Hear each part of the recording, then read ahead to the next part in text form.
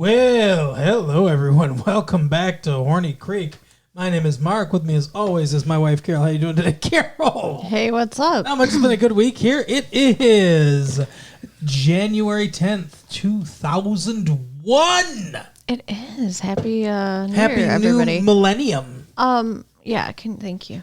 He had My soda pop. She's making mom faces at me, even though she's not a mom. She's making mom faces at me because my soda pop is too close to the electrical equipment. How many years have we done this show, folks? Have I spilled soda on electrical equipment ever? I don't know. You don't usually set it that close, and you don't seal your drinks. He doesn't put the cap on the end, which I do not understand. It's sealed now. Ever since a couple incidences not involving electronics, involving carpets, I seal it tightly now. Mm-hmm. But I have psoriasis on my hands. It hurts sometimes to open stuff. Anyway. Well, okay, make me feel bad. Jeez. By the way, I need to tell you something about medication after we're done recording. Okay. Just remind me. I'll try to remember. But I guess not putting caps on the bottles tight enough is my Dow. What? But in this episode, we're concerned with the Dow of Dawson. Isn't it? Okay, wait. Okay, Dow instead of Tao. Okay. Yeah, it's spelled T-A-O, but it's pronounced Dow. Do we know what Dow means? Because I feel like you're not using it correctly. It means like worldview, like way, like it's like the way you are, you know. It's like I don't know. Here's the thing. Any Buddhists that are listening, you can correct me or whatever. I haven't read Zen and the Art of Motorcycle Maintenance or whatever fucking books are out there about Buddhism. But ask Richard Gere, I guess. But Richard Gere's a Buddhist? Yeah. But from context, because I've heard about this, I've heard of Tao before. From context, it's basically just like kind of like how you interact with the world, you know. Okay. Because they actually use the title in the episode. See, and that's kind of what I thought it meant, but I didn't feel like it really applied to what you were talking about, as I don't think that your soda bottles are a life philosophy issue. Wow, we should, next time we go to a comedy club, I'd love for you to break down in great painstaking detail every joke. I will. I'm all over that shit. But I don't think that's quite exactly what the DMV is. They're trying their best. The fuck? It's called a segue. Yes, you and your beautiful segues. Anyway, so welcome to 2001, everybody. Yeah. Welcome to 2001. I remember last year we were all worried about the computers crashing and shit. And Y2K. This year it's whatever. This year it's Nostradamus says we're all gonna die. Oh well, I guess that's not so much. No, that was the last 2002. That was not 2002. What? That was 2000 as well. I was gonna say, that was next year, in the past, but the present, but the future. Oh no! Oh my god! No, 2000 as well is what I meant. There's nothing right. We're fucking flying high. Economy's good. We've got the internet, all the cool internet stuff that's going on now. Very cool. Amazon. Yeah. Pets.com. All that shit. Yeah, people have fucking cell phones and apparently don't fucking use them when they need to. It's exactly. We had an incident, and not with us. It's the future. Yeah. It's the future now. Oh, I know what you're talking about. You're talking about the episode. Yeah. I was thinking about something. I was doing a segue. I was thinking about something that happened in our lives, but yeah, that ties into the episode. Oh, yeah, I can see where you were going. Cellular telephone. All right. Anyway, how do you want to start? Where do you want to start? What do you want to be when you grow up? Oh no, I got a yawn. Oh, again. I told you I'm tired. I don't know. I guess let's talk about. Let's talk about. You sounded like a little kid. I don't know. Let's talk about Gretchen. Gretchen. All right. Let's talk about Gretchen. So Gretchen and Pacey are going on a road trip. Yeah. Because she left her vehicle with her ex-boyfriend at college. In Austin, Texas. Like the movie Road Trip. Why wouldn't you drive your vehicle if you're coming home? Like, it doesn't make sense to me. She let him borrow it. She was letting him use it. Oh. That's what she said. But then when they get there, it's like on blocks and shit. And yeah. Things propped open like he's working on it. He's changing tires. He's like, oh, your flux capacitors. And he acts like it's for her, but it's not for her. No, he wants to keep her there. Yeah, because he wants to get laid. Yes. But then again, it seems like maybe the whole point of the road trip was because she wanted to get laid too. Maybe. I don't know. Maybe the 17-year-old boy stirred up some stuff and she was like, I'll just sow take my wild this somewhere oats. else. Yeah. Yeah, because they get there to the college that she previously attended. And I guess, I don't know if he's in a fraternity, if he just has a house, I guess. Like he's just renting a house. Instead of living on campus, they're just renting a house, I guess. Yeah, I don't know. I mean, they could go either way, those college towns. I know my one brother lived on campus, and the other brother, when he stopped living... Lived in a commune? Yes. Yes, he did. That is very much within his personality. Yeah, and it was an interesting place. I bet it was. This is sort of an interesting place. I mean, they basically just have this big party. Yeah. And he's like, hey, so when they pull up, he's like hugging this chick. It's like, I mean, it seemed fairly intimate. Yeah. And she left and everything, and he's like, "Oh, don't worry, she lives here. She's one of my roommates." Yeah, one of the many women I'm fucking, I'm sure. And I told her to, I asked her for a favor to not be around this weekend because I wanted you to be able to have your room, and he's like to have a room, and he's like so you can sleep in her room basically.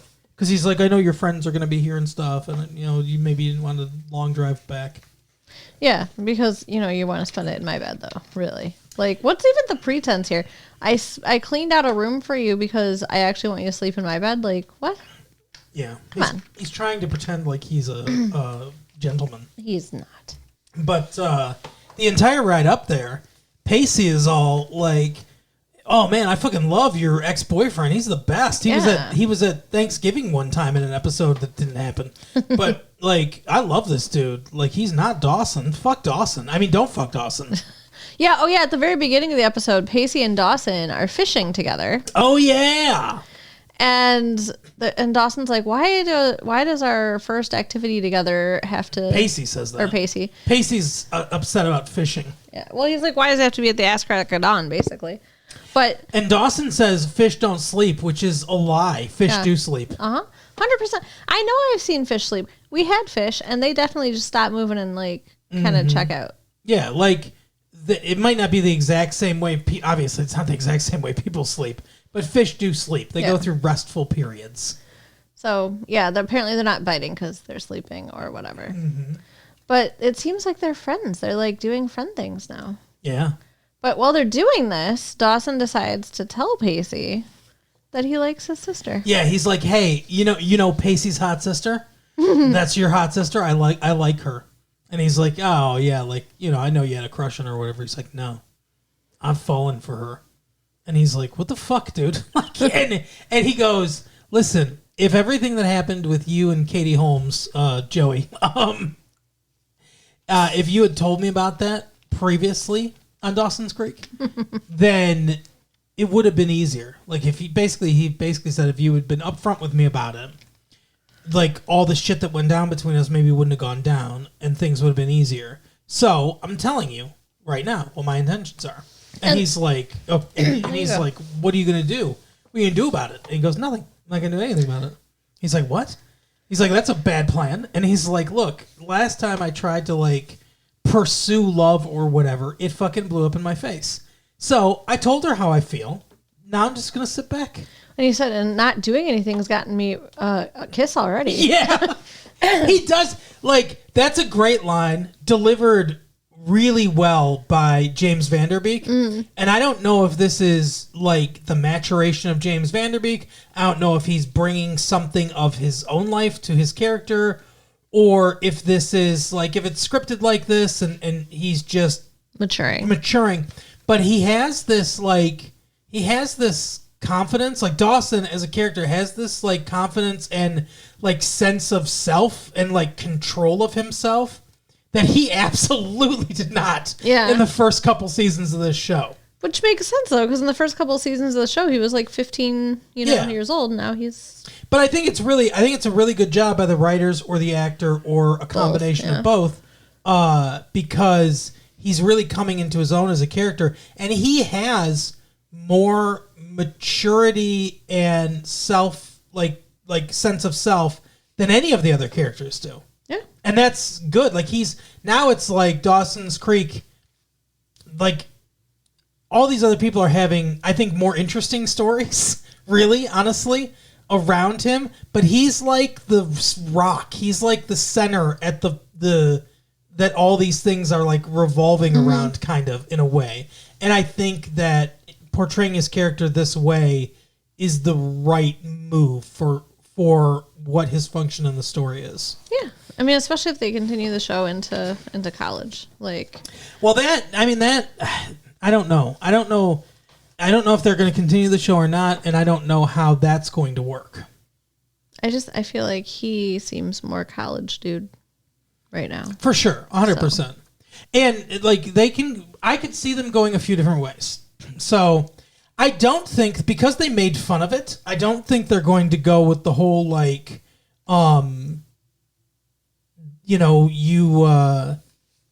we all go to fucking Dawson's Creek University or whatever, or Creek University or whatever the fuck it's called. Cape Side. Right. We all go to Cape Side University. I don't think that's going to happen. You never know.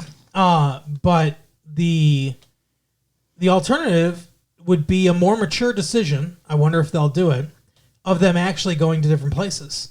Because you can have storylines, people can talk on the phone and stuff, and a lot of the shit that's going on with them is like individualistic storylines anyway. So it's like you could have storylines like that, I think. But. Yeah.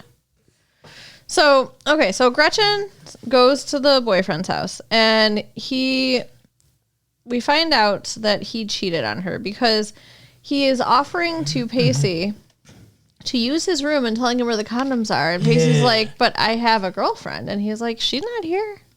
Well, we should preface, there's a girl that's making eyes at him at this party. Yeah. So, yeah, he's encouraging him to go get laid. Yeah. Even though he has a girlfriend. And he's like, guys like us got to take care of each other. Uh-huh. So now Pacey's like, oh, God, I get why they're not together anymore. And then he felt like an asshole. But Gretchen still goes upstairs with him. And so Pacey's like, oh, no, my sister is having sex with the sleazebag. Because he does all the sweet talking stuff. Mm-hmm. Oh, you know why you came up here. You came up here to see me. And don't you love the feel of my penis? Or whatever he says, I don't know. But she goes up to the room, and they've both been drinking. Yeah.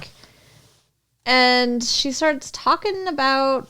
I don't remember what. She has like a whole little monologue next to him, and he just passes out. He falls asleep. So. Well, they kiss a couple times, and then she pulls back, and she's like, no, I'm not going to do this. I can't do it. Because he's like, he talks about like the woman that she is or whatever, right? And she's like, but I'm not that anymore. And she's like, I realize now that I came up here for closure, basically, to say goodbye. Because what she doesn't tell him, and she tells Pacey, the thing we already know because she told Dawson, is that this dude got her pregnant, and then she had a miscarriage, and that's why she left school. And Pacey's all like, you told Dawson before me? Mm-hmm. But, like, that's not like brother talk. But she hasn't told him. Mm-hmm. And she still doesn't tell him. And that's basically why they broke up, too. Or it's a big reason why they broke up. But I'm assuming he was also cheating on her. I'm assuming he was too, but they don't really mention that. They only like kind of hint at that. So I don't think she knows he cheated on him. No, she says she thought the baby would get in the way of his agenda to sleep with every woman on campus. Oh, I guess that's true. I guess that's true. So I feel like she probably got pregnant while she was in what she thought was a committed relationship with him, and then discovered he was cheating on her. Yeah, that makes sense. And then sense. decided not to have the baby. Yeah. Well, no, she had a miscarriage. Oh. She didn't decide anything. Okay. Then had a miscarriage. But anyway, so she says, like, I've come here to say goodbye and for closure and all that stuff. And she looks over, and he's passed out. Mm-hmm. So she gives him a kiss on his forehead and leaves. And she thanks him for, I guess, the good times they had or whatever. It was kind of cute. Yeah. And then in the morning, Pacey has fixed her car all up for her. Yeah. She's like, oh, I have such a great little brother, but he takes care of me. Yeah, she says something that's I've never heard before, and I guess maybe it's true. I don't know. It seemed weird. I've never heard this either. But she's like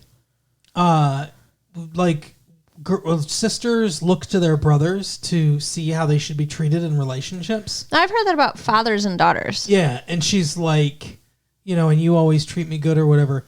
But like, he's younger than her, like by 4 or 5 years. So like, at what point did that take over? Where like how he treated her?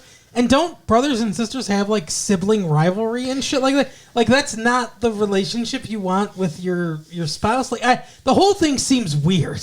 I would say the brother and sister relationship is a very different relationship than being with your partner or whatever. Yeah, agreed. And I would say even that the way a father treats his daughter is not necessarily what would lead to positive outcomes in relationships either, but more how the father treats the mother. Yeah. Like I think the observation of that relationship is big on both the kids, really, both genders. But yeah. So she goes home in her own vehicle that has now been fixed up, listening to a mix CD that Dawson made for her. Right. And she shows up at, where is he? On the dock again. Like he's just outside all the time now. Yeah. He just roams around outside now. But she shows up at his house, I guess. He's like a feral cat. He's like, my mom's pregnant now. I have to be out of the house, or else she'll get toxoplasmosis. Okay. And she tells him that she's sorry it took her so long, or he said how it took you so long, or she comes up and kisses him, right? That's what happens? Yeah. He's like, what took you so long? She's like, I had some things to do first. Mm-hmm. So, but that's not prompted by nothing. Okay. By the way, I thought it was prompted by her realization that. No. There's a piece that we're missing. Oh, what are we missing? Well, we have to talk about the Tao of Dawson. Okay. So Dawson's hanging out. With what's his name, the football player, Jack Keir Smith. Yeah, Jack. So they're hanging out. They're moving stuff from. I think this is like Dawson's old bedroom. Yeah, Dawson's old, but he still has a bedroom, right? Yeah. Okay, so but they're clearing it out for the baby. Yeah, they're cleaning out a room for the baby. And they're going to paint it and everything. And he finds one of the many letters he wrote to Pacey's hot sister. And, he's like, oh my God, this one's so embarrassing and stuff like that or whatever. And this is where he says, this Tao of Dawson that you've got going on where, like, you don't do anything. You really think that's the way to go? And he's like, I don't know. Like, he's like, it seems to be working for me. Like when I messed things up before, and he's like, well, I'll tell you what, if you showed her that letter, maybe you'd be kissing this girl right now or whatever. And he's like, well, I don't know. But he does. He does. He leaves her the letter. And she reads it, and it's very sappy. It's like, I know you're going to do well in high school, and like, I know you're nervous and everything, and like, he's like, I've met this girl. It's like amazing and great, and she's smart and funny and everything. And, I would tell you about her, but like, it's, to get advice, but it's you that I'm talking about. And it's just, it's like, it's sweet, but it's like, they did a good job writing like a young boy would write a letter. Like a 10-year-old or something. Yeah. Well, yeah, how old was he supposed to be? When she's going to high school, probably 10. Yeah, so it's really embarrassing. Yeah. But she leaves that note, and that's when she comes and finds him. Yeah, it's very cute. I like them together, even though it is weird that she's so much older than him. It's not weird to me because it's only weird if you think about it, because in reality they're really not like in reality they're probably pretty close to the same age. So like, and they look close to the same age. Yeah. So it's really only weird if you think about it. Like, oh, God, don't use your brain. No, I'm just saying, like, she's supposed to be 21. It kind of takes me out of it a little bit to think about it that way. Because I know that's not the reality. So I generally don't. And, like, there's not a lot of, they mention it every once in a while, but, like, she's not in college right now. She's just living in the town, rooming with her brother. So she seems like one of them. Yeah. What's weird to me, though, is that he writes this like they were good friends and stuff like that, when I thought he just had like a schoolboy crush on her. And they were really good friends when he was like 10 or 11 and she was 14 or 15. Yeah, it's weird. It's weird. Well, I mean, he was best friends with Pacey, so I imagine, because he said, I had fun talking to you in your room. Like, yeah. So he probably just like wandered in her room when he was visiting Pacey or whatever. Oh my God. What a dork. Yeah. But we'll see. I think they're cute. I think they're cute together too. I like it. Then we have Joey is working in the stock room at the yacht club because they're like closed for renovations or some shit. Yeah, so they're packing shit up and everything. And that evil man, what's his name? I can't remember. The evil. You talking about Mr. Brooks? No, the evil one that she works with. Well, you said Drew. You said man, so I was thinking of like not a boy. Drew is his name. Drew, yes. So they're working together, and he like. Well, first of all, Drew's mom comes up and she's like, "Oh, you're going to see your father or whatever in the city," and he's like, "I don't want. Why the fuck would I want to see him?" And she's like, "Because we haven't finalized the child support yet, so you're gonna go see him." And he's like, "Ugh." So yeah, Drew's the one that says, "Oh, you got to do one more thing. You got to go to the stock room and get the shit or whatever." So yeah, he's in there with Joey, and he unprops the door that's propped open, and it locks on them. Yeah, it's really weird because it's like part of this episode is a bottle episode, but it's not a bottle episode because they go to a different location with Gretchen and Pacey and Dawson's all over the place and stuff. Like, it's so weird, but like this is a total classic bottle episode like storyline. Yeah. Like, remember when we first met Drew and then we flash back to it? Yeah, there were no flashbacks either. If it was, remember Dawson Babies? Dawson Babies. There should be a cartoon spinoff of this show called Dawson's Babies. So there's no food. There's no alcohol or anything. Like, it would have been better. That's your priorities if we get locked somewhere, huh? I mean, it's a stock room for a restaurant. There could have been alcohol. That would have made it a little more interesting. I think there was Spam she said was expired. Yeah. This expired when I was born. And actually, it did look like there were alcohol bottles there, but there's nothing for them to really, sustain themselves on. No, although he did say we'll get let out on Monday when the cleaning crew comes in or whatever. And it's like, food's not that big of a deal. Yeah. Water would be a bit bigger deal. Which I don't think they have. I don't know. But it's apparently very cold in there, too. Because, like, you can see her nipples.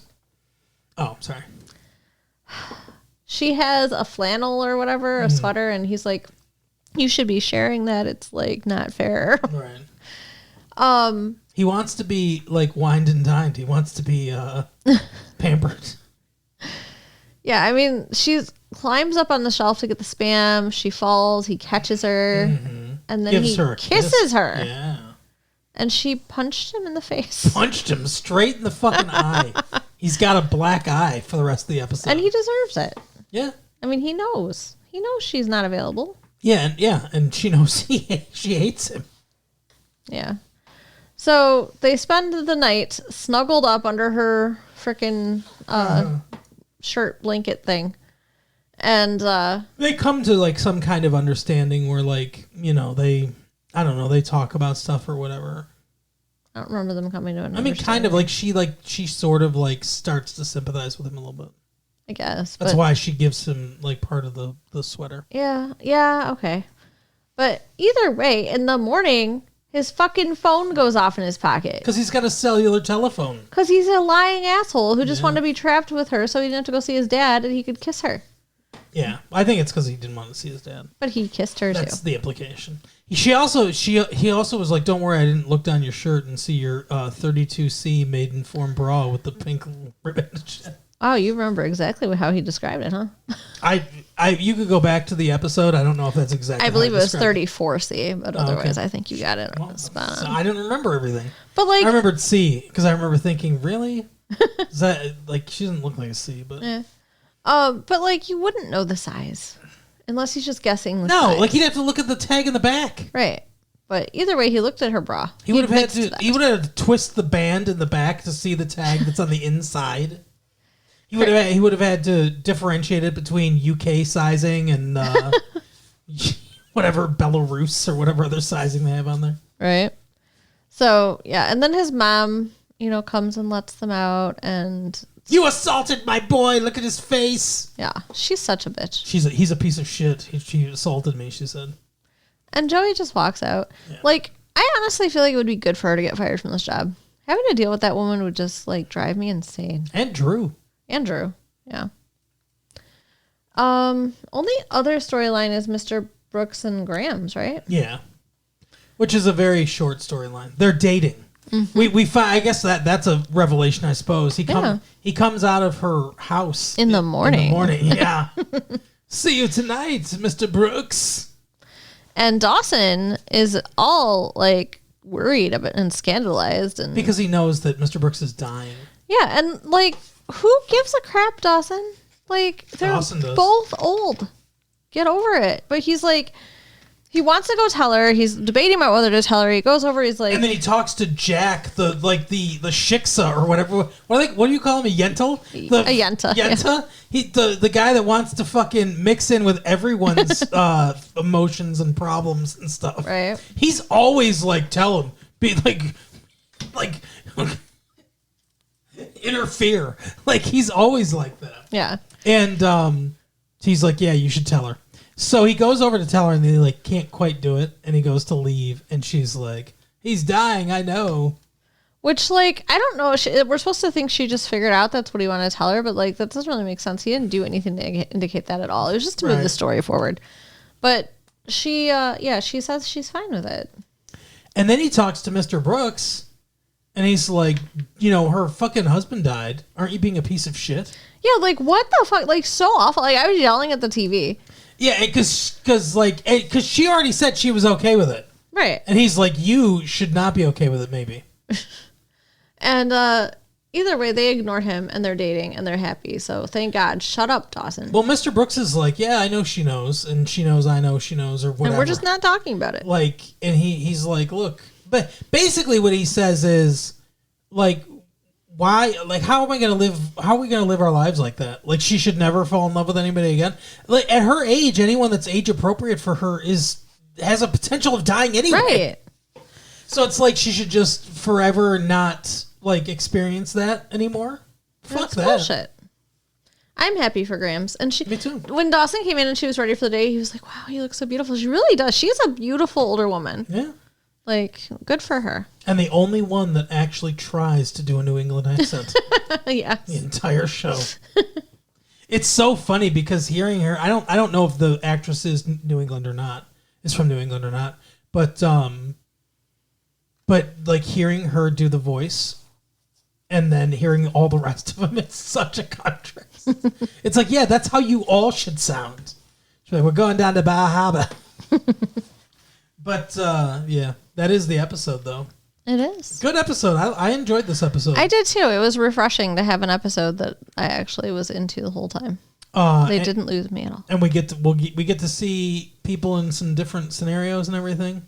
I would give this maybe 3.5 condoms. I'd almost go 4. I mean, maybe even, I guess 4. But, because, like, we suspect Grams had sex with Mr. Brooks. Yeah, they fucked for sure. And then Dawson got kissed from the hot sister. Yeah. The hot sister made out with the ex-boyfriend. Yeah. And Joey and Drew kissed. Got sexually assaulted. Ish. Yeah. So yeah, I would say 4 condoms. Okay, I'll go with 4. 4 condoms. It's almost a 5. Wow. Let's get in there. If somebody other than the old people had actual sex, I think that'd be a 5. Yeah. I know Jen's at something. Graham said. Oh yeah. Graham said something like Jen's at her little whatever thing. Yeah. Jen's filming a movie. I mean, she's at. But anyway, that is the episode for the week. Carol, tell people where they can find their own car on blocks. Not here, but you can write us at latefee1994 at AOL.com. Uh-huh. Check out our website at www.retrolatefee.com. Yep. And share the tapes with your friends. All right, see you next time. Bye. Bye.